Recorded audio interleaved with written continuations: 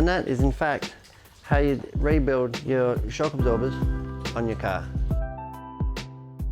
Hi guys, Brett here from Hearns Hobbies, and today I'd like to talk to you about doing a shock rebuild on your ready to run car, speed basher, whatever it might be. But this is a very general oversight on how to rebuild your shocks.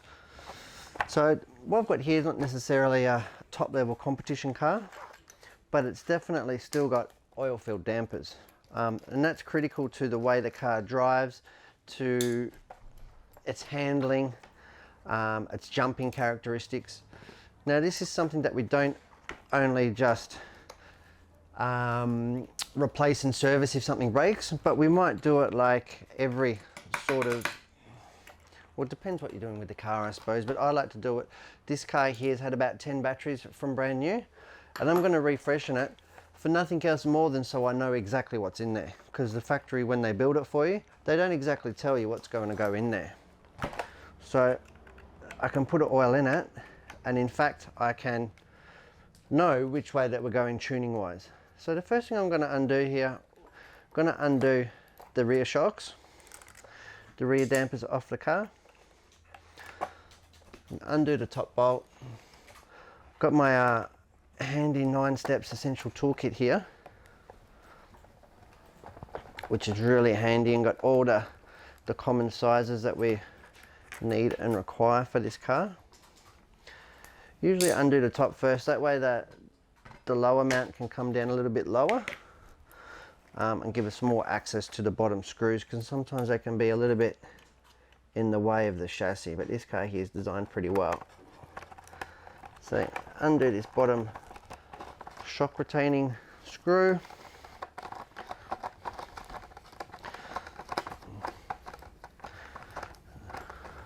There'll be quite a long screw, but they shouldn't be overly tight, as it's just a plastic arm. That said, the plastics on these cars are actually remarkably good in this day and age. Unscrew this one.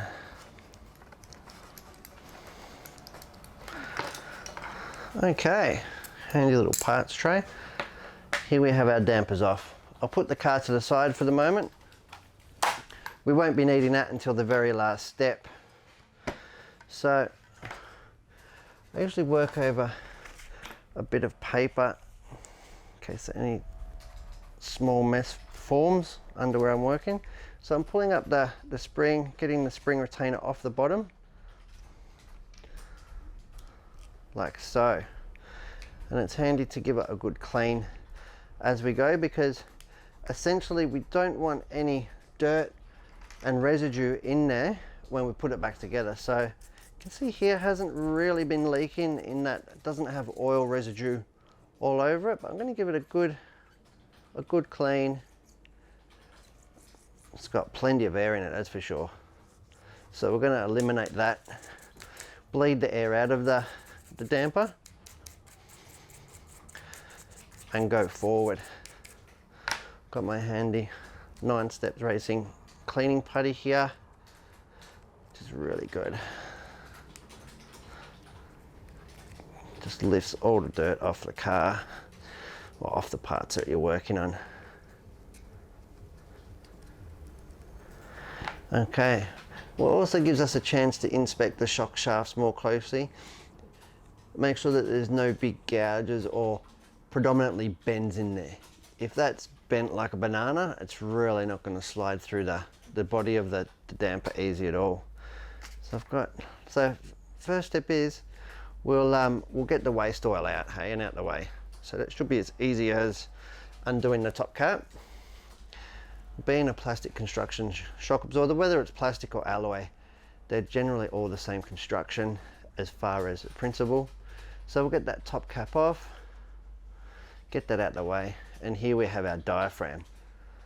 I'm not surprised to see that it has quite a good quality silicon based diaphragm with a really soft construction, and that's why our dampers in this car feel so good. Really good to see. And here we have what's left behind, our oil that we're going to get rid of and waste. Also gives us an opportunity to see what is actually in the oil as far as contaminants or debris.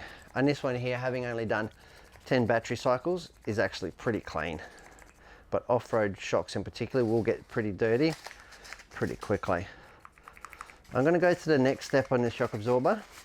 So that would be the first step, and that would be as simple as refilling back up, bleeding the air out and replacing. But what I'm going to do here is we're going to service the cartridge, the O-ring pack in the bottom here. So I'm going to go ahead and I'm going to take the eyelet off the bottom of the shock. Now it's important to know the measurement so you can rebuild it exactly the same as what it was, or give you a guide. So for this I'm going to use a vernier. You don't have to use something quite as complicated, but it gives us a measurement to go back to. And here we can see we've got 24.5 mil, we'll say. Then we'll take can either use a soft jaw plier, you can either use pliers with a rag in it, or for me I've got these aluminium shock specific or soft jaw specific pliers, and that ensures that I don't gouge or mark the shock shaft here in any way, shape or form, because that will damage the O-rings for which it passes and cause leaks as well as unreliable operation. So I'm going to go ahead and pull this shaft out. Got my gizmo tools here, 9-step gizmo tools.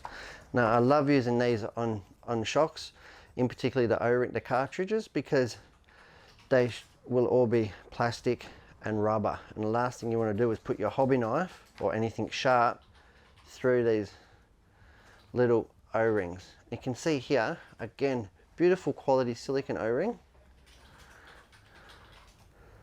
I've just got a guide. This one's got two O-rings. So pretty simple construction here in this little shock absorber assembly. We've just got 2 O-rings and a guide. A plastic guide here, or a bush. So what I'm going to do is clean that out. Again, I'm going to use my cleaning putty to ensure that we're not introducing any contaminants.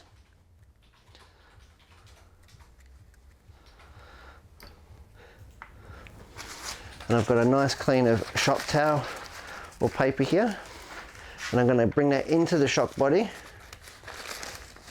and get any oil or remaining. All you need for that is a lint-free cloth. Bit of paper here. Fantastic. Make sure that's nice and clean. Okay, then we can physically clean the O-rings off if they're dirty, which these ones are not. Then I'm going to use some TDK shock assembly grease. Now this stuff is fantastic in that it's all natural and non-toxic, well not all natural, but it's non-toxic and safe to use, so it's safe to handle. They call it shock assembly because it's rubber safe and will not damage or swell the O-rings at all, as if you use a petroleum based shock assembly grease can. And this ensures that the O-rings seal better and also run as smooth as they possibly can. So we're packing that with a little bit of grease. Don't be scared. Like I said, it's safe to use. I'm going to put a little bit behind the cartridge guide.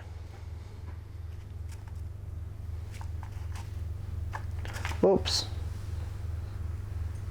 Excuse me while I put that in.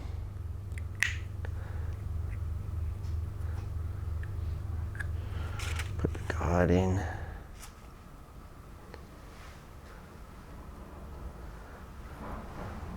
And it's a matter of just doing that back up.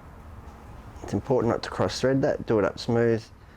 Now at that point, as a rule, I don't do the cartridge up tight at all, because I want the shock shaft to have the least amount of resistance going through the O-ring. So I'll leave that cartridge just sort of hanging on by a thread or two while I insert the shock shaft. Now, all shock shafts have got, you can see here, they've got a threaded end on them, and that's where the shock end will go onto, like a screw. So that can actually scratch the O-ring as it passes through. So what I like to do is just put a little smear of shock assembly grease on there. Just like so. Now we're going to insert that into the shock assembly body, and nice and gently we'll push it through, and at that point we'll see all the extra lubricant come out that we've used, which is fine. Just on the end of it there. There we go. Now I'll wipe that away, and this is the point where I can start to do up my shock cartridge from the bottom. Now what I'm doing here is I'm doing it up and feeling, because that will actually be tensioning and squeezing the O-rings together. So I want to have it smooth and not tight, but firm at the same time. So the screw done up firm. You definitely shouldn't need to put pliers or anything on there, just finger tight will hold in. And that is beautiful and smooth. Okay, now we can go ahead and put our shock end on. Again, I've got my soft grip pliers here. Put that back on. Now how far do we go back on? 24.5 millimeters. We'll ensure that we're putting them back together the same way that they came apart. A little bit more.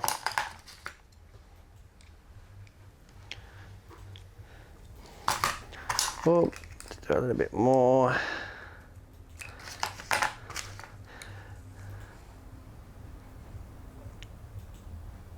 Fantastic.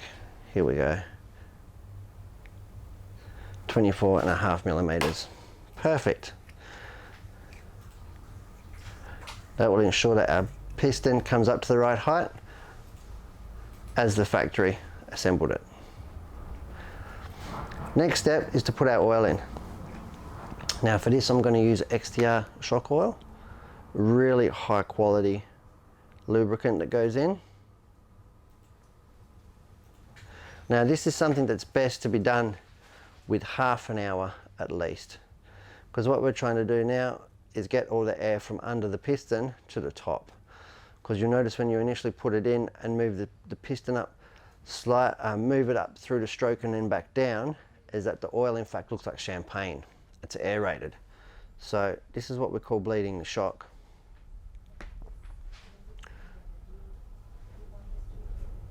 So with the magic of Hollywood, we're going to leave that for half an hour and come back to it. Okay, so we've let our shock absorber sit for half an hour, thereabouts. Like I said, we're just trying to get all the air out of it, and you can see here it's perfectly smooth. There's no air in there. I'm just ever so gently, ever so smoothly, just coming up into the stroke, coming out, just to ensure that there's no air trapped under the piston. It's going to introduce air into the damper, and that'll give us an inconsistent feel. Okay, so what I like to do next is insert the diaphragm back on, that little rubber diaphragm, and we'll get that in, put that in nice and smooth. We want to make sure the shock absorber is full 100%, and this is the messy bit. You want to make a mess here, because the more oil that comes out, you know that the better that you've bled it. Okay, so I'm going to hold my finger on the diaphragm. I'm going to bring it up to the top until I can feel the piston nut touch the top, which is right there. So that's going to be as far as a stroke as we have. Now the next point is as simple as doing up the cap of the damper.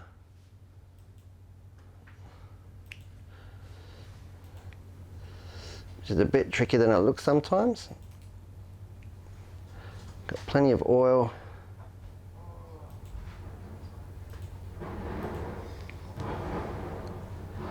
We want to ensure that it go on straight and that we're not binding any threads. Like so. Okay, we've got a nice little click. We've still got the shock absorber at the top of its travel, and we'll wind it down. Shouldn't need to do any more than finger tight for any of this. If you have to start using tools, chances are something's binding and it's going to get it incorrectly. Okay, you can see here we've made a bit of a mess. Now some dampers will take 2 or 3 times to get right. This one here, not being a competition shock, the main thing we're looking for is a nice smooth feel, no air, and we're looking for no rebound if we can, just like that. Perfect rebuilt and bled damper. Okay, so now there's nothing more for it other than a good wipe over, because that will attract all sorts of nasties to it. Being a silicone oil, dirt will stick all over it. Here we go. A good wipe over. This time we can give our spring a bit of a wipe before it goes back on. Our spring retainer here, again got my 9 steps cleaning putty. Okay, spring back on. Spring retainer located.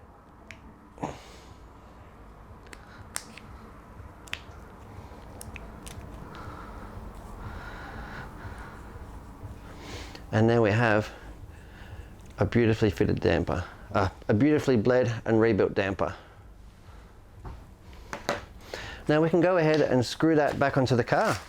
Again, exactly the same process in which it came off. Start with the bottom screw. Got our 2mm Allen key.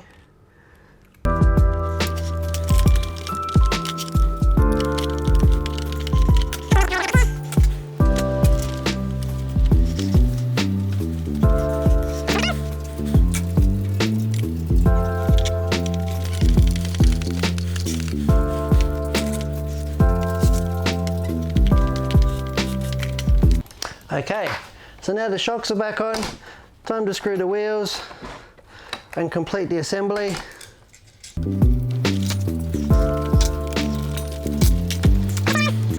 And the last thing that we'll check, I know the battery's in this car and it's ready to run.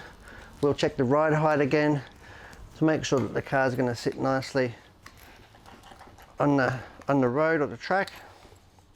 Give us the correct handling characteristics.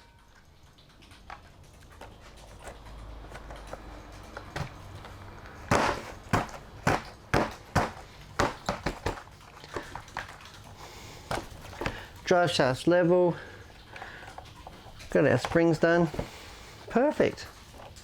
And that is in fact how you rebuild your shock absorbers on your car. I'm Brett and thanks for watching.